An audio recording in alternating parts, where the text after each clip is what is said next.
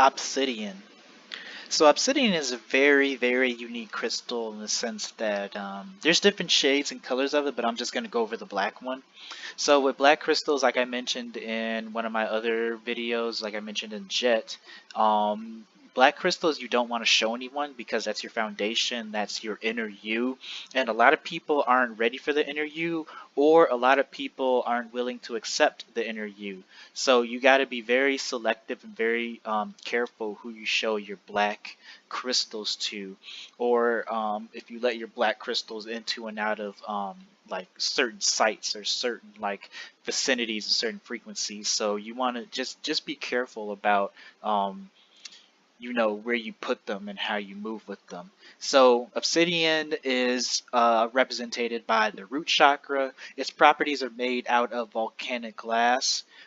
So even though, so like I said, like being the root and the Earth being a very physical 3D manifestation of the solar system, it's very rooted in that aspect of its nature. It's ruled by the planet Pluto, so in a sense that it's like it's very far out, yet it hits close to home in a sense that when you work with this crystal, it's going to show you things that you need to work on. At the same time, it'll show you things that's like for example, it'll show you things that'll take some time to heal and take some time to wound and take time to get to, but it's very plausible and it's very doable and it's a steady road to get there. It's a powerful stone for shadow work that facilitates the acceptance of your shadow self. And so this goes to what I mentioned earlier about you not showing your black pieces to people. This is a sense of like you shouldn't really show your black crystals to people because it's a representation of your shadow self. And unfortunately, in this world, the shadow self isn't accepted, and um, it isn't something to just be governed by society's limits, because that's just how we put limitations on people, and those limitations are going to show up um, one way or another, and they tend to show up in your shadow self.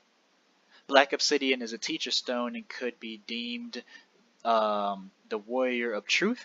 It reflects deep truths, some of which may be difficult to accept, cutting the stress and negative patterns from your daily life by bringing to your attention, and assist in examining unresolved issues and harmful attitudes inhibiting one's personal growth. It's a foundation tester. So before you get a piece of black obsidian, you have to really know what you're getting into. You have to really like brace yourself and be ready, because it will show you some deep shit. It will show you some really dark stuff about yourself. And honestly, this is all for the betterment of your person. This is all for the betterment of you. Like this thing, like when I'm giving you this information, this is all for you. So if you've seen a piece of black obsidian, or you heard this information and it's calling you and you're like, man, I have some stuff, I have some things I need to work on, I have some work that I need to put in so that I can better myself and become the person I want to be, or become the person that my family sees me as, whether that's a good or bad thing. It's like maybe need to continue listening to the slides so I can show you some more information about black obsidian before you get into what you're about to get into. It has a sealing aura and a sealing aura, and what that means is